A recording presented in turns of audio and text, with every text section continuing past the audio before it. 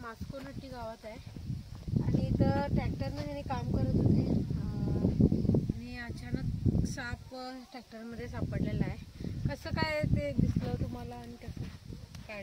तिथं त्या मेरेमध्ये अडकले ते. हां, तर इथं आल्यानंतर बघितलं तुम्ही? मग तोपर्यंत ते तसंच हे होतं, तो उचललो गेला नाही, ते गेला अडकला म्हटलं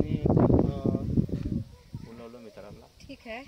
बघू शकता कशा पद्धतीने साप अडकला. आता आपण ट्रॅक्टरनं वगैरे काम करतो, आधुनिकीकरण इतकं वाढलं आहे. पूर्वी बैलानं वगैरे नांगरायचे, आता सगळीकडे ट्रॅक्टर आलेत, जेसीबी आलेत, त्याच्यामुळे बरेच साप मारले जायलेत. त्यांनी काय मुदामून मारलं नाही. आणि तर हा साप अर्धवट मेल्यासारखा झाला आणि लोक अशा वेळी काय विचार करतात की अर्धवट मेला तर त्याला पूर्णच मारायला पाहिजे.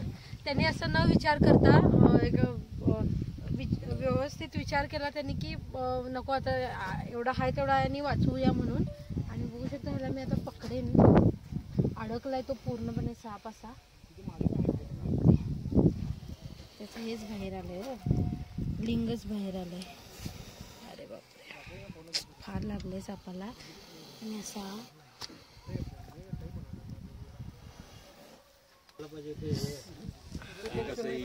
बघू शकता इथं त्याचं असं हे लिंग आहे तेच बाहेर आलंय, म्हणजे फार लागलंय सापाला. निघला पण तो.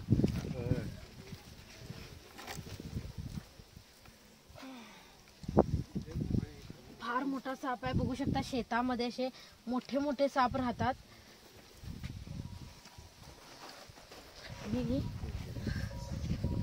त्याला तर पहिला पॅक करूया आपण. फार लागलंय सापाला, वाईट वाटतंय बघताना. खरं काय करणार, त्यांनी तर मुद्दामून केलं नव्हतं आणि चुकून झालं म्हणावं लागेल. पण हे सगळं का होतंय की औद्योगिकीकरण इतकं वाढलंय. आपण सर्रास आपण सगळीकडे जेसीबी आणि ट्रॅक्टर वापरायला आणि त्यामुळे मग भरपूर साप असे मारले जाईल. ठीक आहे, पॅक करू याला.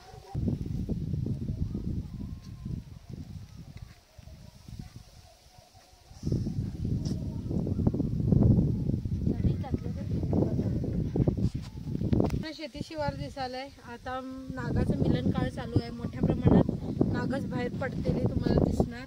आणि आता हा साप अर्धवट म्हणजे जखमी होता पूर्ण, त्यामुळे त्याला आता अर्धवट जखमी आहे तर त्याला पूर्णच मारायचं असं लोकांच्या मनात येत आहे. किंवा शेतकऱ्यांमध्ये जास्त करून अंधश्रद्धा आहेत की आता त्याला कुठं जायचं कळेना, तो जगायचं की नाही हे सुद्धा कळेना, तो आपला बदला घ्यायला येईल का याचा विचार करावा लोकांनी. आता 4 गादी लांब सोडून जरी त्याला लांब सोडलं तरी इथं तो येणार नाही, त्याचं तो निघून जाईल किंवा तिथले मरेल पण, काय कदाचित सांगता येत नाही. त्यामुळे ह्या ज्या अंधश्रद्धा आहेत, आता तो अर्धावट मेला म्हणजे पूर्णच मारून टाकावं त्याला, असं हे चुकीचं आहे मित्रांनो. अनेक उदाहरण द्यायचं म्हणजे आता एवढी सगळी आपली ही सगळी लोक आहेत, यातल्या एका माणसानं जरी त्याला दुखवला असा तो चावणार तर त्याच वेळी चावणार, म्हणजे त्याच वेळी तो डिफेन्स करणार.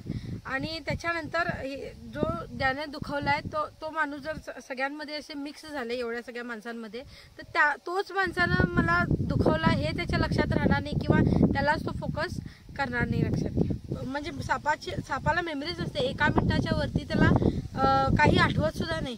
ते एवढा बुद्धू प्राणी, तो बदला घेतोय म्हणून त्याला बदनाम केलेला आहे. आता तुम्ही अर्धवट मारल्यावरती तो बदला घेतोय आणि पूर्ण मारल्यावरती तो काय आशीर्वाद देणार आहे का तुम्हाला?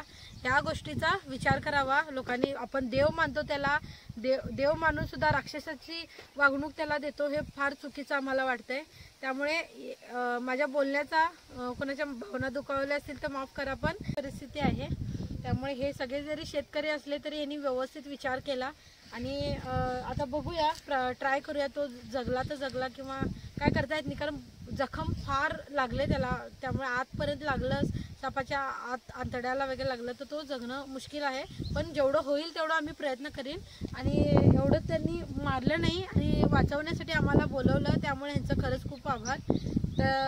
तर व्हिडिओ आवडल्यास लाईक करा, जास्तीत जास्त लोकांपर्यंत शेअर करा. तुमचंही शेती शिवार असणार असं ट्रॅक्टर खाली वगैरे साप येतील, सांभाळून ट्रॅक्टर वगैरे चालवा, लक्ष देऊन हे करा. एवढंच माझी इच्छा आहे.